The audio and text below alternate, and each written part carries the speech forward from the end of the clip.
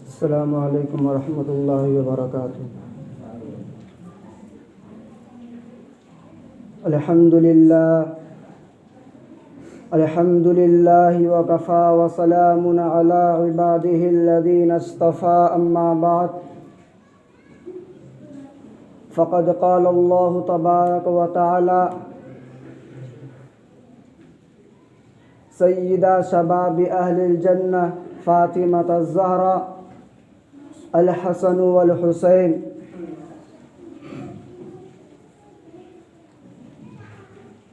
فقد قال اللہ تبارک وتعالی حب الوطن من الایمان، او کما قال علیہ الصلاۃ والسلام۔ محترم حضرات اور دینی بھائیوں،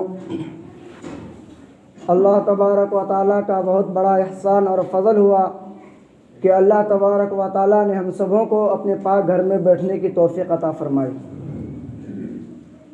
میرے دوستوں، یہ جو مہینہ ہے بڑا ہی بابرکت اور مقدس مہینہ ہے، اور دوسری بات، جشن آزادی 15 اگست وہ بھی اسی مہینے میں ہے۔ میرے دوستوں، ہم سب کو یہ بات معلوم ہونا چاہیے کہ اس دیش کو آزاد کرنے کے لیے، اس ہندوستان کو، اس ملک کو انگریزوں سے چھٹکارا پانے کے لیے مسلمانوں کے بہت بڑے کردار ہیں، اور مسلمانوں میں سب سے زیادہ عالم اور علماء کے کردار ہیں۔ سب سے پہلے جس نے سب سے بڑے طالبان کو بنایا وہ بھی ایک مسلمان ہے، جس نے سب سے پہلے لال قلعے پر ہندوستان کے جھنڈے لہرایا وہ بھی مسلمان ہے۔ آج جو ہم اس جھنڈے پر رنگ دیکھتے ہیں، اس رنگ کو چڑھانے والی ایک عورت ہے اور وہ بھی مسلمان ہے، اور اس ملک کو آزاد کرنے کے لیے مال و دولت میں جس نے سب سے زیادہ پیسے دیے وہ بھی ایک مسلمان ہے، اور اس ملک کو آزاد کرنے کے لیے جس نوجوان سب سے پہلے آگے بڑھے وہ بھی ایک مسلمان ہے۔ تو اس سے ہمیں پتہ چلتا ہے کہ اس ملک کو آزاد کرنے میں مسلمانوں کے بہت بڑے کردار، مسلمانوں نے بہت بڑے کردار پیش کیے ہیں۔ میرے دوستوں، سب سے پہلا فتویٰ جس نے اس ملک کو آزاد کرنے کے لیے انگریزوں کا خلاف فتویٰ دیا وہ بھی ایک مسلمان ہے۔ آپ کو پتہ ہونا چاہیے کہ اللہ کے بہت بڑے ولی ہیں، مولانا شاہ عبد العزیز رحمۃ اللہ علیہ، انہوں نے سب سے پہلے فتویٰ دیا کہ انگریزوں کو اس ہندوستان سے نکالو ورنہ ہمارے زمین پر قبضہ کر لیں گے۔ شاہ عبد العزیز رحمۃ اللہ علیہ نے فتویٰ دیا ہے مسلمانوں، انگریزوں کو اس ملک سے نکال دو، ورنہ اگر انگریز اس ملک میں رہے گا تو مصطفیٰ کا دامن تم سے چھوٹ جائے گا۔ انگریز اپنا طور و طریقت کو اس ہندوستان میں اپنائے گا اور ہمارے مسلمان اس کے طور و طریقے پر چلے گا، اور اس سے یہ ہوگا کہ ہمارے اندر جو مصطفیٰ کے پہچان ہے، جو مصطفیٰ کی سیرت ہے، جو مصطفیٰ کی صورت ہے، مسلمان اس کو کھو بیٹھیں گے۔ میرے دوستوں، شاہ عبد العزیز کا یہی فتویٰ تھا کہ اے مسلمانوں، انگریزوں کو اس ملک سے نکال دو۔ تو اس فتوے پر جو سب سے پہلے عمل کیا وہ ایک نوجوان تھا جس کے ابا کا نام حیدر علی ہے، حیدر علی، اور وہ نوجوان جس نے 350 آدمیوں 350 لشکروں کو لے کر آگے بڑھے، وہ بھی ایک بہت ہی طاقتور نوجوان تھا جس کا نام فتح علی خان ہے اور جس کو سلطان فتح علی بھی کہتے ہیں، اور آج ہم جس کو ٹیپو سلطان کے نام سے جانتے ہیں۔ میرے دوستوں، آپ کو معلوم ہونا چاہیے کہ یہ بھی وقت کے بہت بڑے بادشاہ تھے۔ جب ان کے سامنے یہ فتویٰ آیا شاہ عبدالعزیز رحمۃ اللہ علیہ کا کہ مسلمانوں انگریزوں کو اس ملک سے نکال دو، تو انہوں نے اپنے لشکروں کے ساتھ تیار ہو گئے اور انہوں نے کہا کہ مسلمانوں ابھی تمہارے پاس وقت ہے، اور یہ بھی بہت بڑے بادشاہ تھے۔ انہوں نے کہا کہ ہم اپنے ملک کو یعنی اپنے حکمران کو یعنی ہمارے جو اندر سلطنت ہے ہم اس کو صرف کر دیں گے، اپنے حکمران یعنی ہمارے جو سلطنت ہے اس کو قربان کر دیں گے، لیکن مصطفیٰ کے دین کو اس ہندوستان سے نکلنے نہیں دیں گے۔ میرے دوستوں، ٹیپو سلطان رحمۃ اللہ علیہ کے بارے میں آتا ہے، انہوں نے ایک مسجد قائم کی جس کا نام ہے جامع مسجد۔ یہ میسور میں ہے، بنگلور سٹی میں ہے۔ جب انہوں نے مسجد تعمیر کی، پوری مسجد بن کر تیار ہو گیا، تب اس نے شرط رکھی کہ اس مسجد کا امام یعنی اس مسجد میں سب سے پہلا امام یعنی سب سے پہلے نماز وہی شخص پڑھائے گا جو صاحب ترتیب ہو۔ صاحب ترتیب اس کو کہتے ہیں جس کے بالغ ہونے سے لے کر اب تک کا کوئی نماز قضا نہیں ہوئی ہو، وہ صاحب ترتیب ہے۔ اب ٹیپو سلطان رحمۃ اللہ علیہ نے یہ شرط رکھی کہ اس مسجد میں سب سے پہلے جو نماز پڑھائے گا یہ وہ شخص ہوگا جو صاحب ترتیب ہو۔ اب آدھا گھنٹہ تک یعنی 15-20 منٹ تک پورا خاموشی چھا گیا کہ کون آخر ایسا شخص ہے جس کا ایک بھی نماز قضا نہیں ہوا ہو، جس کا ایک بھی نماز نہیں چھوٹا ہو۔ پھر آدھا گھنٹے کے بعد خود ٹیپو سلطان رحمۃ اللہ علیہ آگے بڑھتے ہیں اور مصلی پر کھڑا ہو جاتے ہیں اور کہتے ہیں کہ میں اپنا راز کو لوگوں کے سامنے کھولنا نہیں چاہتا تھا، لیکن مجبوراً کھولنا پڑتا ہے۔ میں یہ دعوے کے ساتھ کہہ سکتا ہوں کہ میں جب سے بالغ ہوا ہوں آج تک میرا کوئی بھی نماز قضا نہیں ہوا ہے، اور یہاں تک کہ میرا تہجد کا نماز بھی آج تک قضا نہیں ہوا ہے۔ اب اندازہ لگا سکتے ہیں ایک بادشاہ ہونے کے باوجود صاحب ترتیب ہیں۔ میرے دوستوں، میں نے عرض کیا تھا کہ انگریزوں میں سے ایک انگریز اپنے کتاب میں لکھتے ہیں کہ اس دور کا سب سے بڑا مکتوب ٹیپو سلطان رحمۃ اللہ علیہ تھا، اور یہ انگریز اپنے کتاب میں لکھتے ہیں، مولانا عبدالکلام آزاد اپنے کتاب میں لکھتے ہیں کہ دہلی کے چاندنی چوک سے لے کر پاکستان کے خیبر تک جتنے بھی درخت تھے ہر درخت پر علماء کے گردن لٹکی ہوئی تھی۔ 1872، 73 اور 68 یعنی 3 سال کے اندر 14,000 علماء کو شہید کر دیا گیا صرف اس ملک کو آزاد کرنے کے لیے۔ اگر اس علماء کو معلوم ہوتا کہ اس انگریز کو ہم ہندوستان سے ہم نکال دیں گے اور پھر آگے چل کر مسلمان خود انگریزوں کا طور و طریقہ اپنانے لگے گا، اگر ان علماء کو معلوم ہوتا تو وہ علماء ہمارے خاطر وہ قربانیاں پیش نہیں کرتے، وہ علماء اپنے گردن کو نہیں کٹاتے۔ میرے دوستوں، ایک علماء ہے، ایک عالم ہے حضرت جعفر رحمۃ اللہ علیہ، یہ فرماتے ہیں کہ ہمارے جماعت کو اور ہم کو لوگوں نے قید کر لیا، ہاتھوں میں زنجیر باندھ دیا، پیروں میں توق باندھ دیا اور جیل بھیج دیا گیا۔ اس جیل سے انگریزوں نے ہم کو ملتان بھیج دیا، پھر ملتان سے ہم کو کالے پانی کا سزا سنایا گیا کہ ان لوگوں کو کالے پانی کا سزا دے دیا جائے۔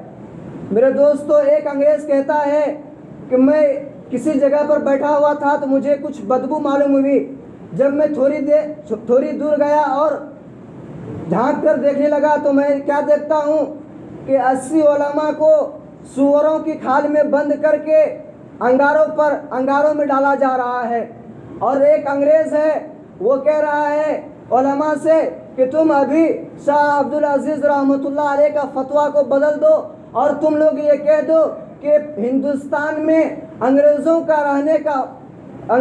رہنے کا حکم ہے، یعنی اس ہندوستان میں انگریز رہ سکتے ہیں، لیکن میں کیا دیکھتا ہوں کہ 80 علماء کو آگ میں ڈال دیا گیا، لیکن ایک بھی علماء ایسے نہیں تھے جنہوں نے یہ کہا ہو کہ انگریزوں کا ہندوستان میں رہنے کی اجازت ہے، بلکہ وہ لوگ یہی کہتے تھے کہ انگریز اس ہندوستان سے نکل جائیں گے اور مصطفیٰ کے دین کو ہم لوگ اپنا لیں گے۔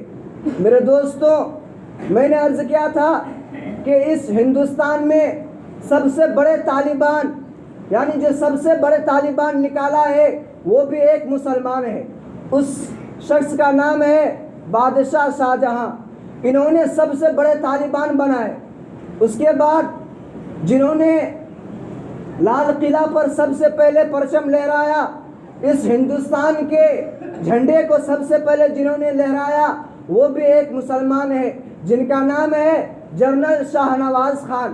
انہوں نے سب سے پہلے ہندوستان کے پرچم، ہندوستان کے ترنگے جھنڈے کو لال قلعے پر لہرایا۔ اس کے بعد اس جھنڈے کا جو رنگ کرنے والی ہے وہ بھی ایک عورت ہے اور وہ بھی مسلمان ہے، جن کا نام ہے نتن سریا طیب جی۔ یہ بھی ایک مسلمان ہے۔ انہوں نے سب سے پہلے جو جھنڈے پر جو رنگ کلر ہوتا ہے انہوں نے کیا، اور یہ بھی مسلمان ہے۔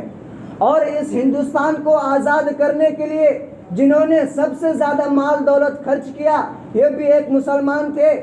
اس زمانے کے اعتبار سے بھی اور اس زمانے کے اعتبار سے بھی انہوں نے بہت ہی زیادہ مال و دولت خرچ کیا۔ 7 کروڑ روپیہ انہوں نے اس زمانے میں اس ملک کو آزاد کرنے کے لیے دیا تھا، اور اس کا نام بھی سید عثمان ہے۔ انہوں نے 7 کروڑ روپیہ اس ملک کو آزاد کرنے کے لیے خرچ کیا، اور آج جب اس ملک کو انہوں نے آزاد کر دیا تو آج ہم بھول بیٹھے ہیں کہ کتنے نوجوان اس ملک کو آزاد کرنے کے لیے شہید ہوئے، کتنے اللہ کے ولی، کتنے علماء کو انگریزوں نے شہید کر دیا۔ آج ہم اس کے لیے کہاں تک دعائیں مغفرت کرتے ہیں۔ میرے دوستوں، ہمیشہ یہی دعا کریں کہ اللہ تبارک و تعالی ہم سبوں کے دلوں میں ان شہیدوں کا مقام، ان شہیدوں کا رتبہ ڈالے، اور ہم سب ہمیشہ ان کے لیے دعا استغفار کرتے رہیں۔ میرے دوستوں، میں نے آپ حضرات کے سامنے ایک حدیث شریف بھی تلاوت کی تھی، حب الوطن من الایمان، کہ وطن سے محبت کرنا یعنی اس ملک سے محبت کرنا ایمان کا حصہ ہے۔ اگر آپ کے دلوں میں وطن سے محبت کا سبب ہے، یعنی آپ کے دل میں وطن کی محبت ہے، تو اب آپ مسلمان ہیں۔ حب الوطن من الایمان، یعنی وطن سے محبت کرنا بھی ایمان کا حصہ ہے۔ کسی شاعر نے کیا خوب ہی کہا ہے، ہزاروں نفرتوں کے بعد بھی ہم تبسم کرتے ہیں، ہزاروں نفرتوں کے بعد بھی ہم تبسم کرتے ہیں، محبتوں کے ساتھ ہم تکلم کرتے ہیں۔ ہم سے مانگتے ہیں آج یہ اہل وطن، ہم سے مانگتے ہیں آج یہ ثبوت وطن، ہم اسی وطن کی خاک سے تیمم کرتے ہیں۔ میرے دوستوں، آج ہم سے اس ملک کا ثبوت مانگتے ہیں، بلکہ ہم لوگ ایسے مسلمان ہیں کہ اس ملک بھارت کے مٹی سے آج ہم تیمم کرتے ہیں۔ اللہ نے فرمایا فَإِن لَّمْ تَجِدُوا فَتَيَمَّمُوا صَعِيدًا طَيِّبًا فَامْسَحُوا بِوُجُوهِكُمْ وَأَيْدِيكُمْ، کہ تمہارے پاس اگر پانی نہیں ہے تو تم تیمم کرو۔ بتائیے، آج ہم اسی ملک کی خاک سے، اسی ملک کی سرزمین سے ہم تیمم کرتے ہیں، اور آج ہم سے اسی ملک کا ثبوت مانگتے ہیں۔ میرے دوستو، اس ملک کو آزاد کرنے کے لیے علماء کرام کا بہت بڑے کردار ہے۔ اور ایک آخری بات ہے کہ اس ملک کا جو ایک نظم ہے، سارے جہاں سے اچھا ہندوستاں ہمارا، اس کو لکھنے والا شخص بھی ایک مسلمان ہے، یہ بھی ایک اللہ کے ولی ہیں، اس کا نام ہے حضرت علامہ اقبال رحمۃ اللہ علیہ۔ میرے دوستوں، دوسری بات، یہ محرم الحرام کا مہینہ ہے، میں نے پچھلے جمعہ آپ حضرات کے سامنے عرض کیا تھا حضرت عمر رضی اللہ عنہ کے بارے میں، کیونکہ حضرت عمر رضی اللہ عنہ کا وفات، حضرت عمر رضی اللہ عنہ شہید ہوئے محرم الحرام کے مہینے میں اور 1 تاریخ کو، اور اسی مہینے میں 10 تاریخ کو فاطمہ کا لال، علی کا لخت جگر، حضرت امام حسین رضی اللہ عنہ اسی مہینے میں شہید ہوئے۔ اسی محرم المہینے کے 10ویں تاریخ کو امام حسین شہید ہوئے۔ میرے دوستوں، امام حسین رضی اللہ عنہ کے بارے میں بہت ہی دردناک اور بہت ہی دل کو دہلا دینے والے واقعات کتابوں میں آتا ہے کہ جب امام حسین رضی اللہ عنہ میدان کربلا میں پہنچتے ہیں اور میدان کربلا میں جب خیمہ ڈال لیتے ہیں، جب خیمے میں رات کو یہ لوگ آرام کرتے ہیں تو سامنے سے دیکھتا ہے کہ لشکروں کی تعداد بڑھی ہوئی ہے اور سامنے لشکر آ رہے ہیں۔ تو ان کے ایک بھائی تھے حضرت عباس، یہ اٹھتے ہیں اور دیکھتے ہیں کہ باہر لشکر ہے، تو جھٹ سے جاتے ہیں اور امام حسین کو جگاتے ہیں اور کہتے ہیں کہ باہر دشمنوں کا لشکر ہے، بہت ہی زیادہ لشکر ہے۔ تو امام حسین فرماتے ہیں کہ اس میں جگانے کی کیا بات ہے، میں تو سو رہا تھا، میں اپنے خواب میں اپنے نانا کی زیارت کر رہا تھا۔ تو حضرت عباس فرماتے ہیں کہ آپ کے نانا جان کیا کہہ رہے تھے؟ تو امام حسین فرماتے ہیں کہ میرے نانا جان خواب میں آئے اور ہم سے کہہ رہے تھے کہ اے حسین، کل میدان کربلا میں تم کو دشمنوں کے سامنے ڈٹ جانا ہے، دشمنوں سے لڑ جانا ہے، لیکن گناہ کے سامنے اپنے سر کو کبھی مت جھکانا۔ تو حضرت عباس فرماتے ہیں کہ ٹھیک ہے۔ تو امام حسین سو جاتے ہیں۔ جمعہ کا دن تھا، فجر کی نماز، فجر کی اذان ہوئی، سارے لوگ مل کر نماز پڑھنے لگے۔ نماز کے بعد جب مکالمہ ہوا تو دشمنوں کی تعداد، ایک طرف دشمن تھا اور ایک طرف امام حسین تھے۔ جس طرف امام حسین تھے، کتابوں میں آتا ہے کہ امام حسین کے ساتھ 80 آدمی تھے، دوسری روایات میں آتا ہے 100-150 آدمی تھے، 150 سے زیادہ نہیں آیا ہے، 152 آدمی تک آیا ہے کہ امام حسین کے جماعت میں 152 آدمی تھے، اور 152 میں عورتیں بھی تھے، بچے بھی تھے، بوڑھے تھے، نوجوان تھے، سب ملا کر 152 تھے۔ اور دوسری طرف دشمنوں کی تعداد کتابوں میں آتا ہے 8000، کسی کتابوں میں آتا ہے 12000، 40000، 1,20,000 تک آتا ہے کہ دشمنوں کی تعداد 1,20,000 ہے، اور ادھر امام حسین کے تعداد یعنی امام حسین کی جماعت میں 150 سے زیادہ آدمی نہیں تھے۔ جب مقابلہ ہوتا ہے، جب ان لوگوں نے حضرت امام حسین سے اپنے خیالات بتایا کہ تم کو اس کے سامنے بیعت ہونا ہے، یعنی وقت کا جو بادشاہ تھا یزید، تو امام حسین سے کہنے لگا کہ تم کو یزید کے ہاتھوں پر بیعت ہونا ہے۔ سب سے پہلے انہوں نے کہا، امام حسین نے فرمایا کہ تم جو چاہو کروا لو، تم بیعت کروانا چاہو تو ہم بیعت بھی کرنے کے لیے تیار ہیں، لیکن ہم کو بادشاہ کے پاس لے چلو۔ اگر ہم کو یزید سے بات کرا دی جائے، اگر ہم کو یزید کے سامنے پیش کیا جائے تو ہم خود یزید سے بات کریں گے۔